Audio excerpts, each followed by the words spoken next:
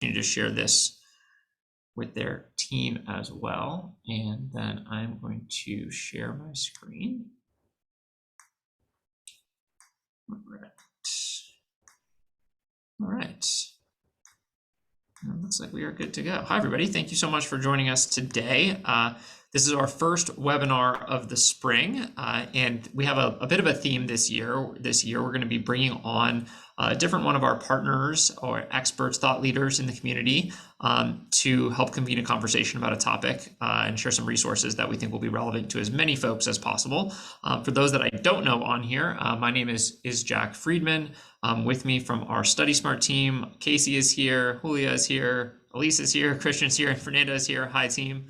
And then Michelle Cho from Gladio.org is here as well, and she will introduce herself shortly. Our mission at StudySmart Tutors is to help students become the first in their families to get into and graduate from college, which most of you we have worked with in some capacity in the past.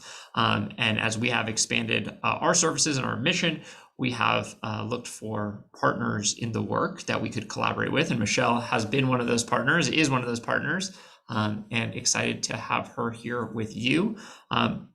Looks like we've got a good mix of folks in this room. If everybody who is here doesn't mind just using the chat box real quick and go ahead and tell us what state you're in and what type of program you work with. Do you work with Upper Bound? Are you a talent search? Is it SSS? Is it Gear Up? Are you a school counselor? Give us a quick state and type of program that you work with. And I'd love to just get a little bit of a sense of who's in the room. All right, hey, Natalie from Arkansas. We've got Massachusetts, Gear Up in here. Andres, I see in here in California. Madison, Gear Up in Nevada. I love it. Hey, Julie. All right. Excellent. Excellent. SoCal, we've got NorCal, we've got other states. Excellent. Excellent. Excellent. Awesome. Awesome. Well, thank you all. As always in our webinars and our conversations, come as you are. Everything is an invitation, and we welcome new experiences. And Michelle, you want to go ahead and introduce yourself, and then we'll do our quick icebreaker.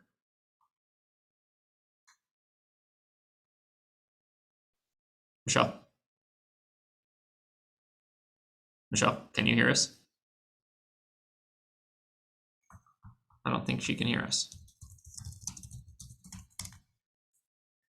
While she gets her audio set up, we will go ahead and do our quick icebreaker while Michelle, chime in if you can hear me. Nope, apparently not. Okay. Quick icebreaker that we have for everybody. And again, feel free to unmute yourselves or use the chat box. But what song best describes your last 30 days? What song best describes your last 30 days?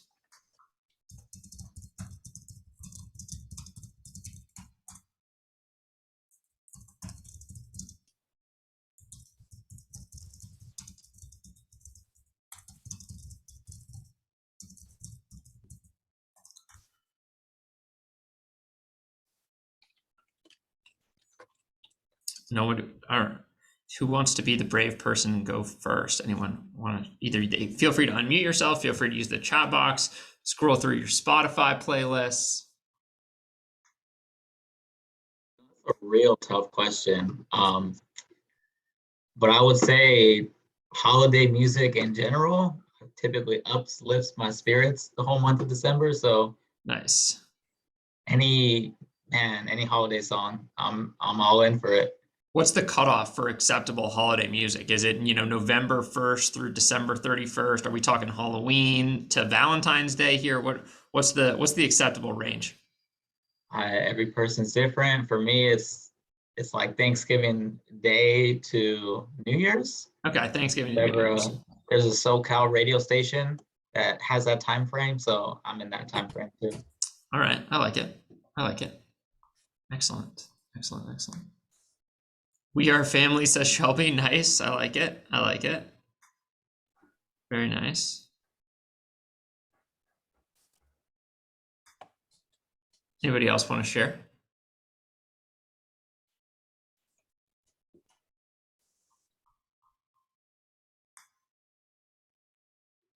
Okay. Crawling by Linkin Park. Okay. A band that came out of my high school. So I'll go with that. It's the end of the world as we know it. Yeah, I don't know. That's Libby. I don't know if yeah, I think that may be accurate. Excellent. Christian REM. Yeah, yeah. Everybody who's just joined us, we were just brainstorming a few ideas of what song represents the last 30 days. If anyone wants to put it in the chat, they can. Otherwise, Michelle, I'm going to turn it over to you. Can you hear us now? Yes. All right, we have successful audio, and I'm going to turn the screen share to you, and you can introduce yourself, and we can get rolling. Cool. Okay, let me screen share.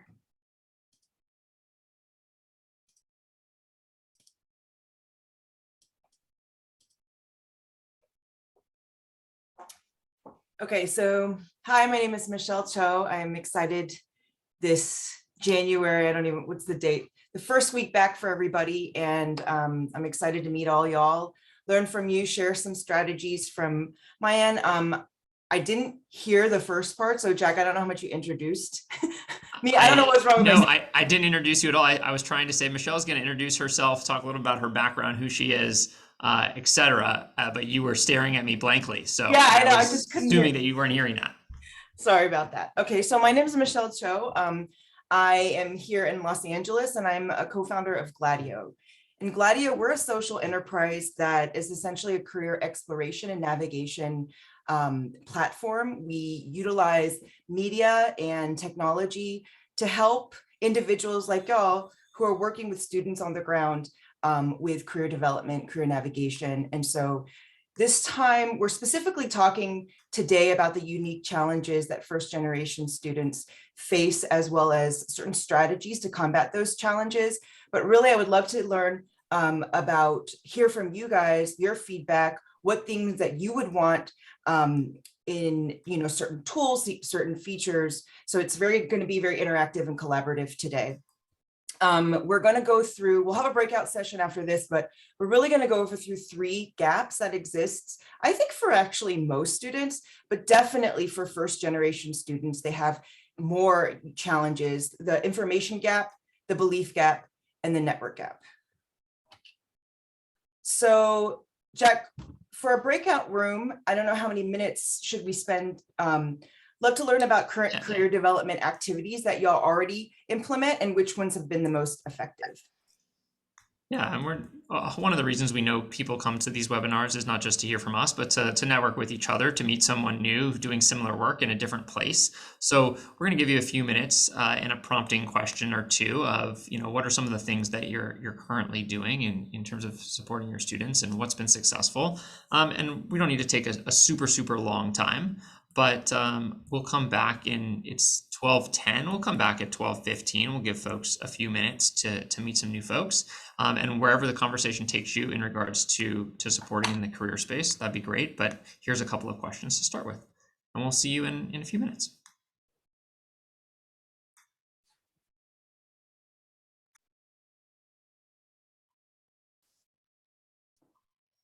Sure, I'll shout out Matthew, Linda, and my other attendee.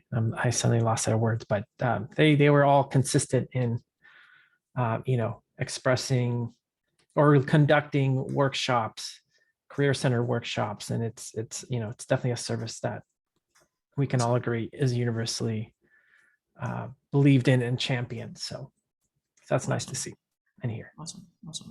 Love it. Thanks, Christian. All right, Michelle, I'll turn it back over to you. Let me share my screen.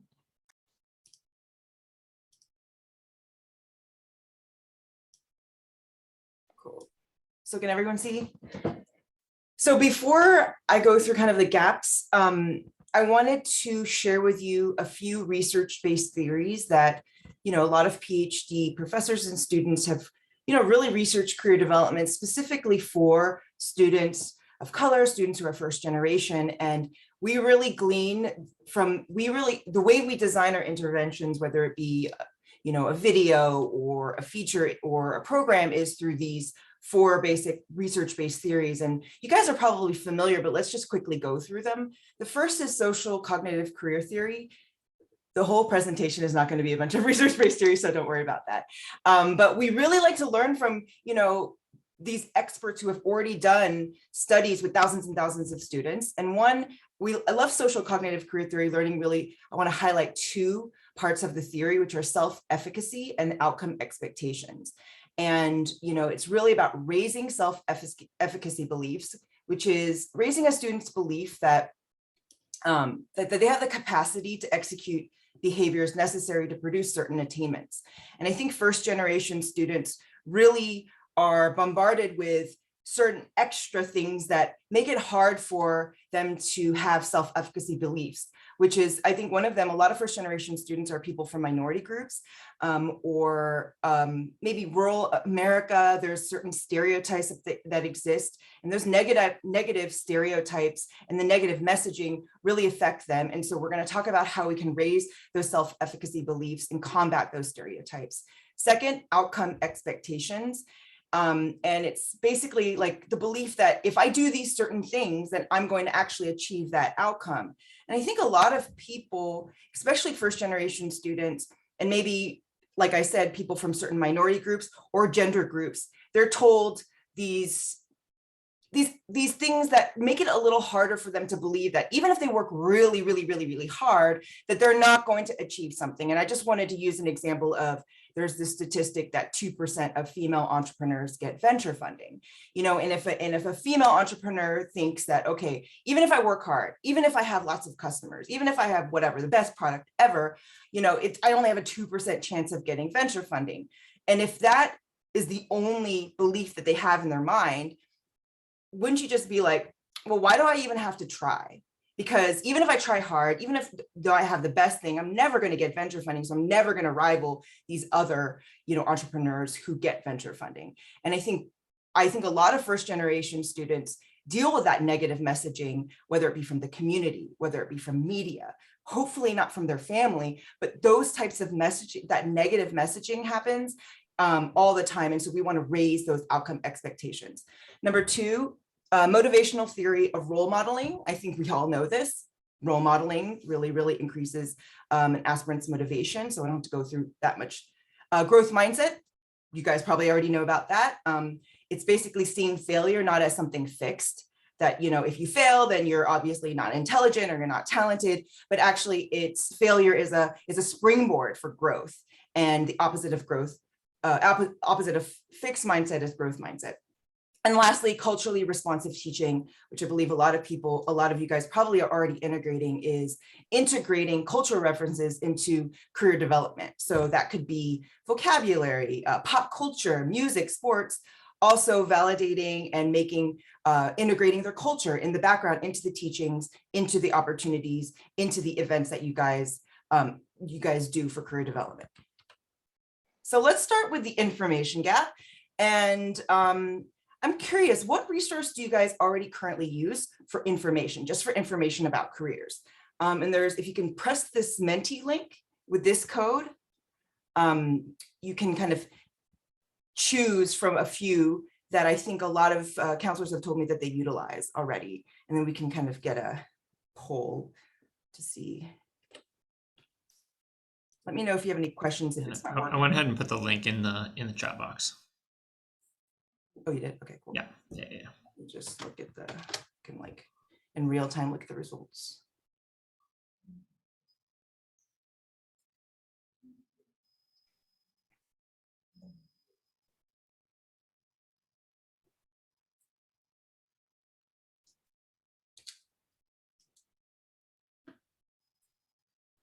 So for those who put other, would love, you can put in the chat box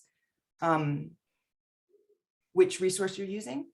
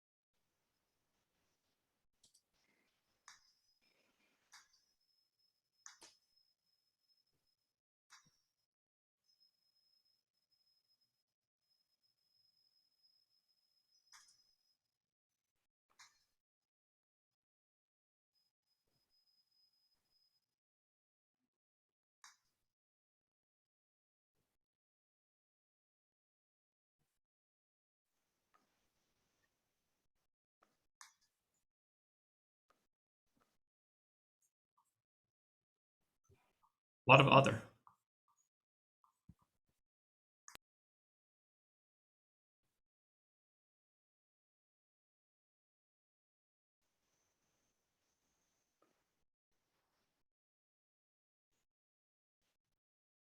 Christian, I agree with you. Curious to learn examples of what other people are using. Yeah, love it.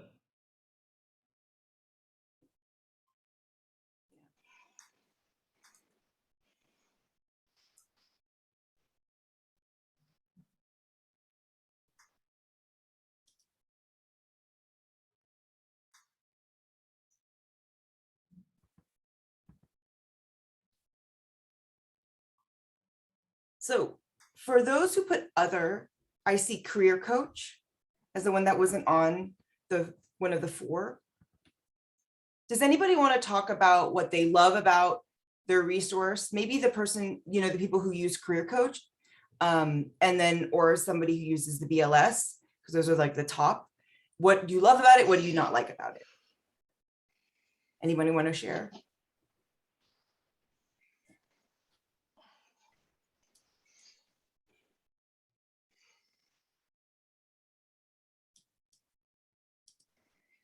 So I put down career coach, and the only reason we actually use that is because the college pays for it and it's accessible to us. But if it were up to me, I'd probably find something a little easier, user friendly, a little more adaptable to our students personally. I think it's kind of vague sometimes with the questions and the way the results come out, but fortunately for us, we have that access to our students, so we can sit down and talk to them and get to know them a little bit better, that we can kind of guide them. And that's just a quick guide of this is some kind of options we can get for career, but then when we talk with them a little more in depth, we kind of figure out more or less what would be a better direction for them personally. Cool. Anybody else?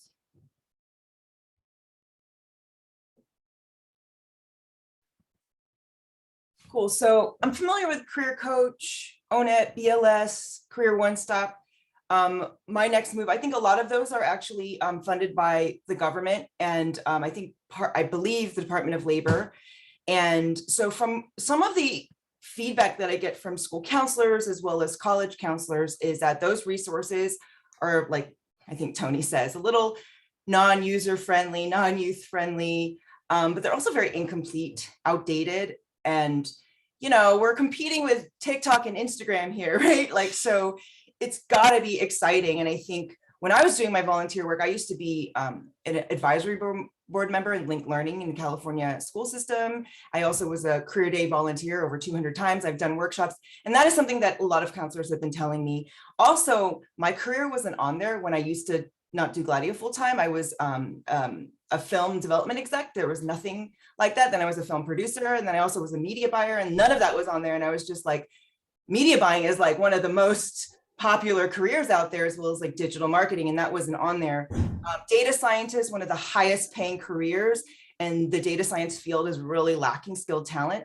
That's not on there. It's like data analyst, which is totally different, and UX designer. So for me, one of the reasons, I think when you're a first generation student and you do not have a network of parents and cousins and aunts and uncles to tell you about all of these emerging careers, it's specifically especially hard for them, because they are relying on these outdated careers. And the thing is, it's not y'all's responsibility to know. I mean, how many careers are there? Like thousands and thousands and thousands. I mean, how can you guys be possibly expected to know about every single one of them? So, so that's one thing that we can offer y'all. We have a free platform called gladio.org. One thing that I noticed about ONET and BLS, besides the fact that it was missing a lot of careers, was if you actually read the ONET and BLS information, it's not very actionable. Like, it doesn't actually tell you what to do to be able to pursue the career. So I actually wanted to give an example of one of our career profiles. So we did the hard work of informational interviews. So, you know, if you're a first generation student, everyone's like, okay, if you don't know about a career, get an informational interview. Well, that's kind of hard to do. It's not like it's just readily accessible. So we did a lot of that work. And then, so you guys can use that as a free web resource.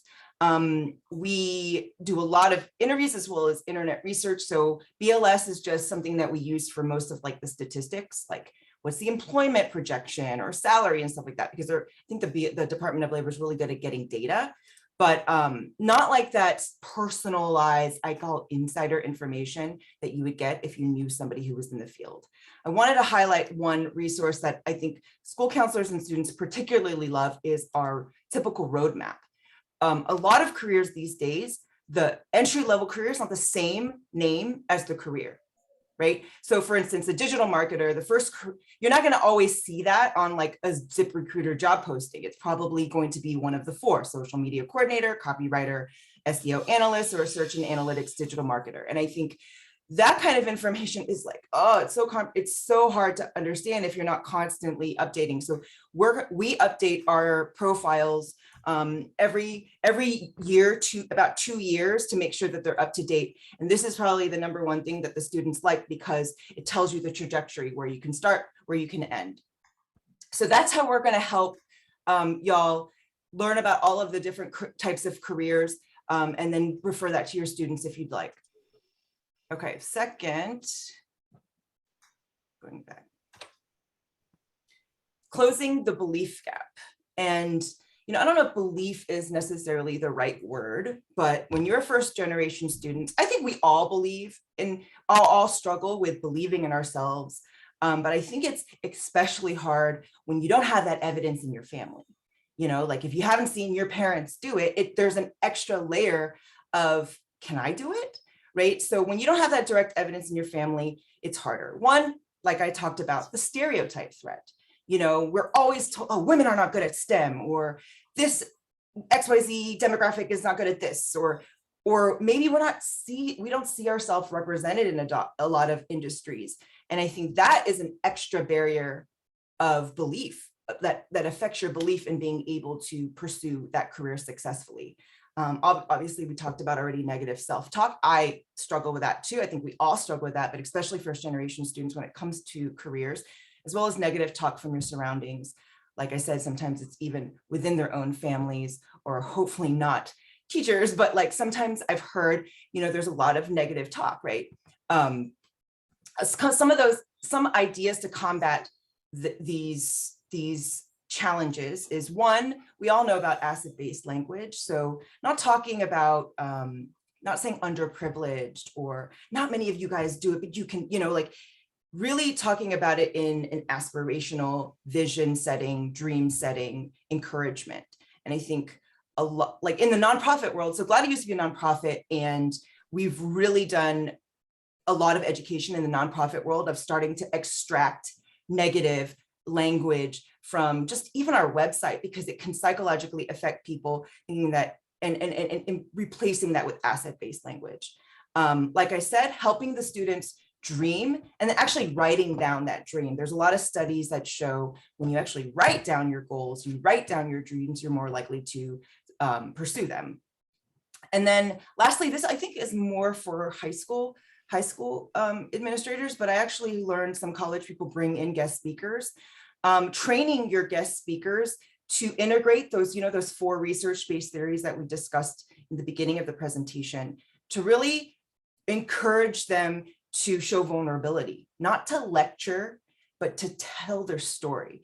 And we found the studies have shown when individuals share their stories, so about their childhood, about maybe if they're also first in the family, talk about how, like let's say their parents didn't speak English, or they, talk about like what kinds of things that they did when they were young. The more relatability, the more that the speaker actually can, be relatable, and the student's like, okay, that person is just a little bit older than me, but they had a similar background as me. That's much more powerful, as well as integrating vulnerability, talking about their failures and how they actually overcame those failures.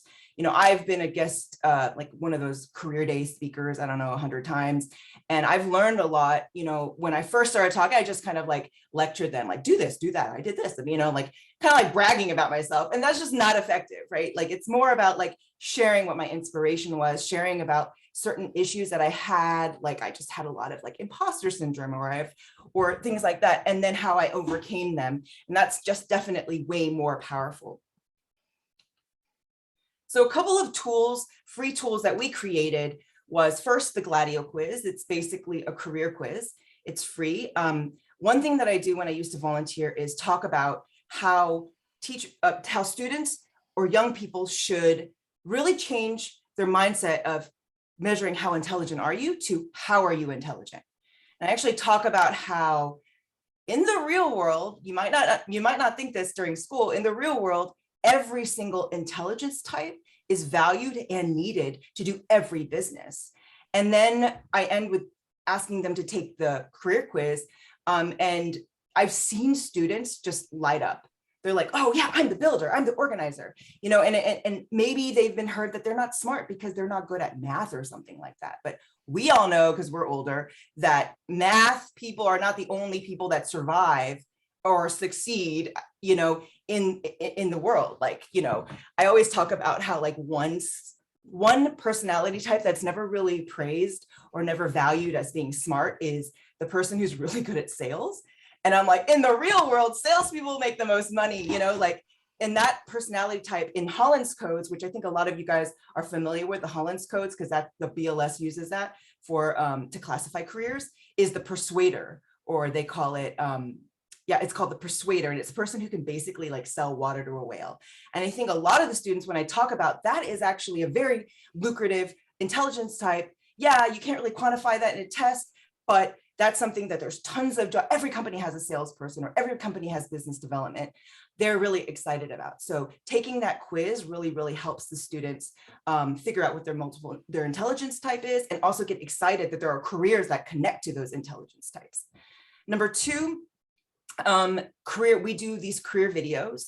So if you can't get guest speakers to come in for a certain type of career, we're constantly making videos. We partner with corporations and we ask them to, you know, refer certain individuals to be interviewed and tell their story. A lot of the times we integrate people who were not like, you know, their parents just helped them along the way and they did their parents' career. We try to identify people who are usually first in their family to go to college and to have a career, as well as, you know, represent the diversity of America, right? You know, so females, you know, Hispanic people, African-American people, people from rural America. Like I find that like on TV, they're not always represented. So we kind of try to, you know, highlight those individuals. And you see the little acronyms on the left side, SCCT. Those are kind of the different research-based theories that we integrate when we ask the questions and who we find for those interviews.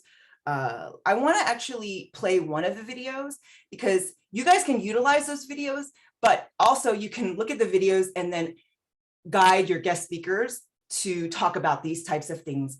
A lot of guest speakers don't want to, but if you really talk about how it's more impactful and it can help, you know, usually guest speakers are there to help students. So let's watch one of the videos.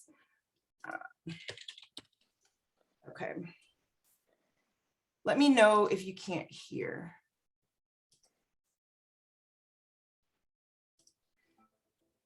Everyone can hear? Hello, my name is Chrissy Hernandez. I'm a creative director in Los Angeles, California. A creative director can mean quite a few things in different industries. For me personally, it means a person who comes up with the ideas for photo shoots and campaigns for websites. And in my case, that would mostly be fashion and beauty websites. But when I was at Sephora, I had this great.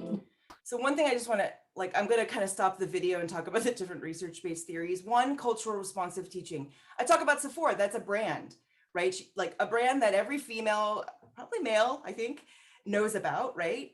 And so they're like, oh, I buy stuff at Sephora, or I know what that brand is, Ipsy or something like that. And so integrating those types of cultural responsive, like relevant brands or experiences or whatever can really highlight and get excited, students excited. Mentor named Mia, and she said to me once, treat every project like it's something that you would want to put in your portfolio. And that gave me a really different perspective on how I viewed my work and how I felt at work, because I come in every day doing, then I've got to put all my energy and effort and like give a little bit of myself to it rather than just thinking of it as a job. When I was growing up, I always really loved drawing. Like my mom and my grandma would always go to this cute little copy shop, and I remember we'd meet up there like 2-3 times a week. And every time we'd go, I'd order fries, and my mom would give me a napkin and a pen, and I would just draw for hours. Growing up, you know, my dad had his own upholstery shop, so he was, in his own way, very creative. He would, you know, and I remember like when I was a kid, he would let me and my brother like do the button machine, or like he would teach us how to sew little pouches for our pencils and things like that. When I was in high school, I had this really great teacher who brought people in from different colleges and universities, or different professionals that would actually talk to us about all the things you can do as a creative career. And that was really an eye-opener for me, because I was the first in my family to go to college, and so there weren't a lot of people that I could talk to and communicate with about what options were out there. Through a series of events, I ended up with a job interview at Fox, which I was very excited and nervous about. I ended up getting the job, and it was a contract job, which means, you know, it's only for, it can be ended at any time. It's an hourly job.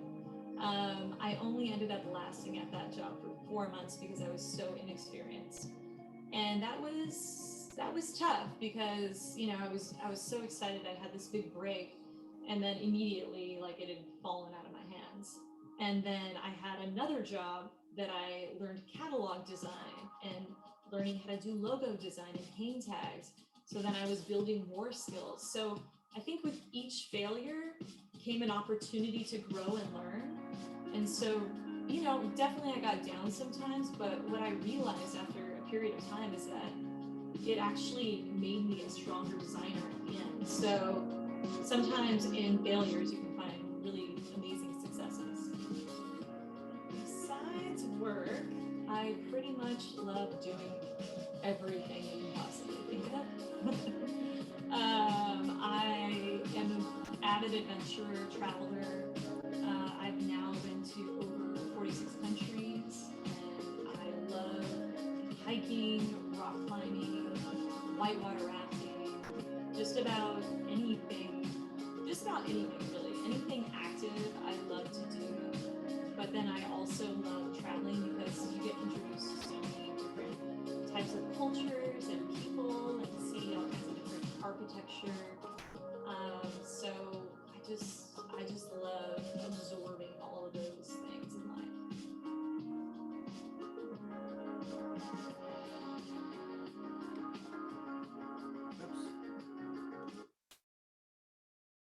So does anyone want, maybe in the chat, talk about certain research-based theories that were integrated into the video that you guys can encourage your guest speakers to talk about? Because everyone has a lot of those, you know, a lot of the relevant theories in their story.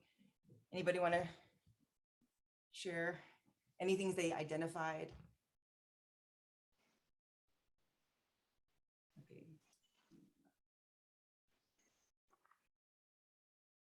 Christian, you wrote a lot. Like, one thing she talked about her failure, I mean, she failed pretty early on in her career. I mean, she kind of got like not laid off, fired after 4 months. And for many of us, like, you know, we've been through those failures, but, you know, we're still standing because we got back up, we tried again. And I think a lot of the times, if you're a first generation student, honestly, it could be any student, you might not have heard about those failures. You might not have heard that people who fail actually, just the ones that get back up, succeed and have great lives. We also integrated a lot of video on her hobbies. Yeah, it's not related to her career, but when we found that we actually show an aspirational life, a life that is exciting for a young person, you know, Chrissy's life is pretty exciting. You know, she's traveled the world. You know, she's actually my friend. We've backpacked together. We've rock climbed together. We've whitewater rafted. I mean, she's lived this amazing life that she never thought that she could growing up in, you know, she grew up in Ventura. She's in kind of like the rural part of California. And, you know, she really now is her own boss. Like she now is, I think she's like working now because of COVID, working in Barcelona remotely for all of these brands, because you can work anywhere right now, and she travels the world. And so a lot of that is, so it's not just talking just about the career, it's talking about her life. Because really, I mean, how many hours do we work, right? Careers are a very, very important part of our life. So we want to integrate that. Okay, next. And we all know this, social capital is so important, closing the network gap. So obviously when you're a first generation student, you do not have the networks that, let's say somebody who's the fourth generation student, person whose parents can introduce you to this person, this person, these different industries. And so these are a few ways, and I think you guys, I would love to hear about ways that you guys try to bridge that network gap for first generation students. I know you guys, a lot of them, I mean, in our breakout group, you guys were using your own networks to help them find, you know, networking contacts. That's amazing. You know, other ideas, if you've exhausted your internal networks, is joining industry specific email lists. I talk to corporations all the time. They, especially careers like biotech, tech, cybersecurity, healthcare. I mean, so many industries right now are struggling with skilled talent. They're looking for these students right now. And a lot of companies want diversity and inclusion, right? You hear that all the time, D&I. And they're having trouble finding those people. And so they actually do a lot of webinars and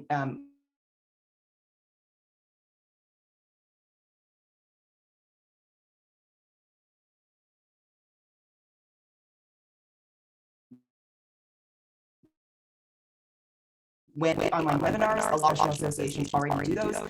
Encourage them to join meetup groups, LinkedIn groups, especially for the college students, the students who are 18 above. Like, it's a little safer for them to actually, you know, join these groups. I don't know if middle school students are necessarily allowed to join it, but definitely anybody over 18, also high school too. You know, obviously they need their parents' discretion, parents guiding them, but like, there are so many, we live in an age where everyone can connect with each other.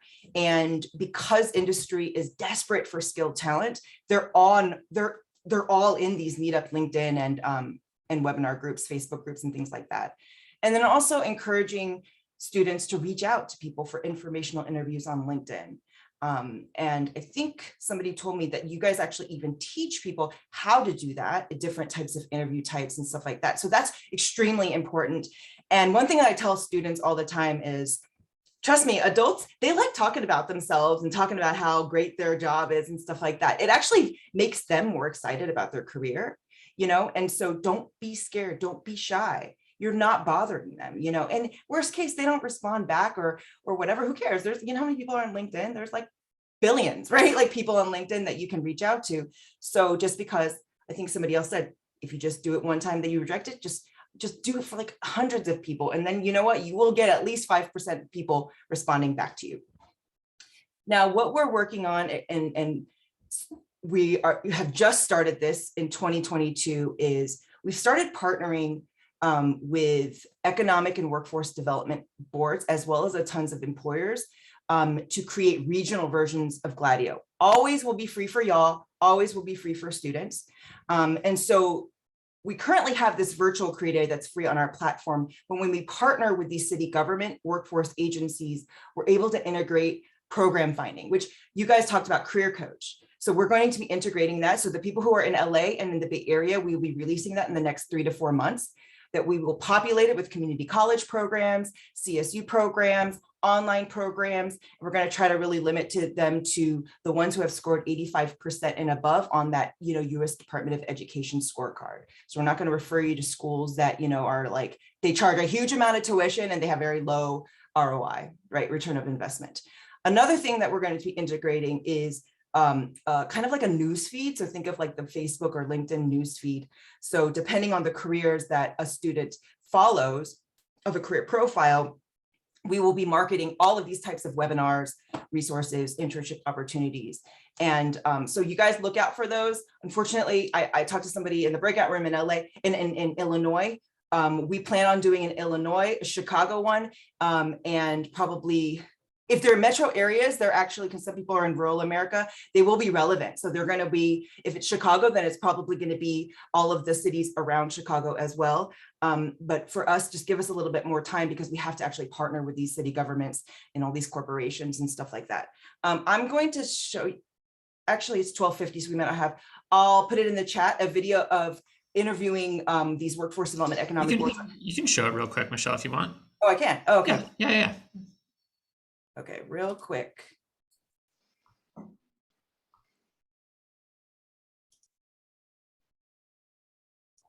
Gladio is an inclusive next generation career navigation platform for the future of work. We want to build a more inclusive, equitable, and prepared workforce for the future.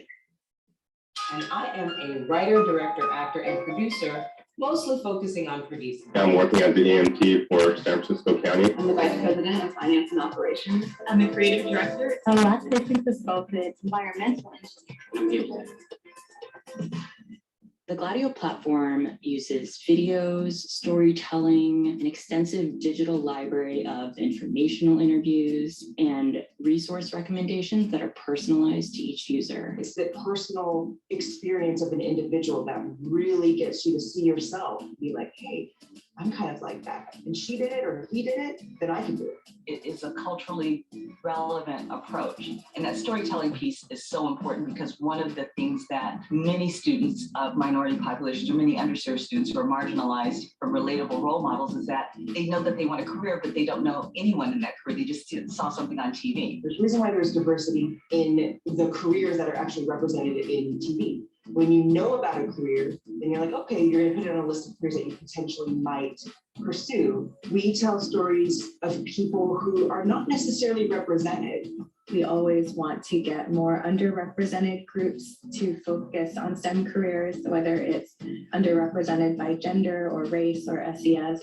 Most of the other career platforms out there have unfortunately still been telling the mainstream narrative, and what Gladio is doing is really disrupting that. And so this whole world opens up of who they can be. And then with the click of a button, they can tap into somebody who looks and sounds just like them, came from where they came from, and who's telling their story. And then they are well on their way to becoming that story. I lead the workforce development efforts at LAEDC. I often get approached about different platforms. We work really closely with the region's 21 community colleges, 5 CSUs, 7 workforce development boards, 81 K-12 school districts, and so forth. And so Gladio for us is this solution to go to the average Angelino, that they can have access to all this information at their fingertips, which then is a huge step towards equity and inclusivity. We have a ton of great resources and programs, and the people who need it most don't have access to that information. They have to dig and dig and dig. You read one article, you see one site, you get this information, you go to another, you get contradictory information. I mean, it's just really difficult to navigate. But Gladio makes data come alive. They present it in such a digestible format. It's a brain drain for LAEDC. And so the partnership was just so easy. I am the Director of Education Innovation Ventures, which is the program-related investment arm of the ECMC Foundation.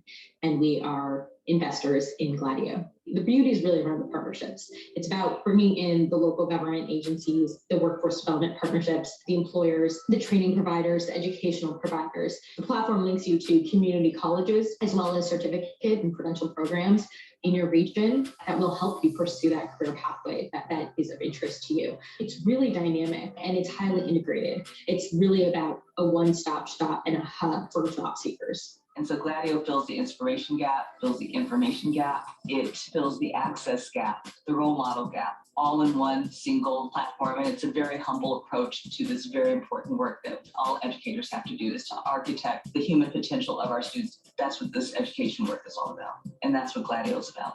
If we can help them believe that they can actually have a career, not just a job, and then we give them all of the planning, resources, and events and opportunities to be able to do that, that's why we started Gladio. A lot of different career sites put out great information, but it's not relatable. But through Gladio, we like to say we're giving our students permission to dream. Okay, so Jack, can you do me a favor? And I know from our breakout group, somebody was from Illinois. You can list all of the regions that people who signed up for the webinar, we'll prioritize those regions as we expand. Like I said, for the next 6 months, it's going to be Los Angeles area, which includes Ventura County. It's going to be the Bay Area, which includes Marin, as well as like the Monterey, Santa Cruz area. And Fresno is next, then San Diego. So those are those we've been planning. If you guys can, I think Jack, you know everybody right on the call, so you know what regions they're from. Yeah, So, I'll send that out to you after. Yeah, we'll really work hard on expanding to your area, because I think this is really going to help you kind of guide them through the different programs, because I mean, how many programs there are in your region, right? Like thousands and thousands, right? So as well as getting them access to all of these free networking events, scholarship opportunities, internship opportunities. The government is helping us populate that, because they spend a lot of money creating these programs, but then they don't know how to market them to the student, right? So we're going to be focusing on that. But I would love to, get your feedback on any other, actually, but we're not going to go, we don't have time for the breakout session, but any other feedback, maybe you can tell Jack that you would want for me to add on the platform. We really rely on your feedback to make it better and better. And the platform will always be free for y'all. So look out for the LA, Bay Area, Fresno, and San Diego in this year, if you guys are in those regions. Cool. That's it for me. Any questions?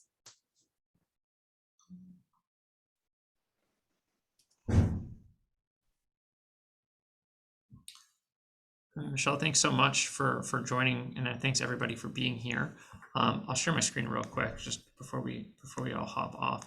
As Michelle mentioned, everything that Gladio offers on its site is totally free for you, totally free for your students.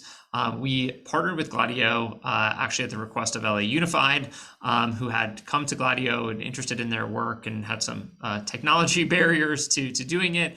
And we ended up creating, in partnership with Michelle and Christian and our team, a course using Gladio's content, using Gladio's videos, using Gladio's quizzes that many of our partners have done. We teach it with instructors, or we train your staff to teach it. You'll get all the resources of Gladio, and obviously all our resources as part of that course as well. Obviously that one is not free, but all the Gladio content you can totally use for free as well, and excited to share that all with you. It's something that you can all utilize with your students.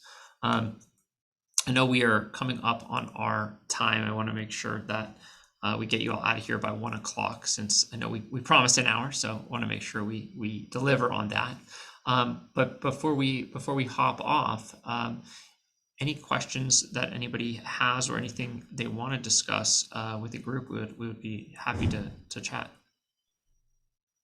I had a question. Yeah. I saw on the last slide about marketing tools such as resume, LinkedIn, cover letter. Does the platform itself encompass like teaching of those career search components and then building them also? Exactly. Yep. Yeah, those chapters in our course guide students step by step to writing a cover letter, building a resume, in concert with an instructor. So the course offers a lot of structure and mentorship in addition to the website. And that's Christian, by the way. He's our Associate Director of Educational Technology. He worked with Michelle closely in taking a lot of the Gladio content and building it into a course that we knew that our students would like. So yeah, thanks, Christian. Yeah, Matthew, good question.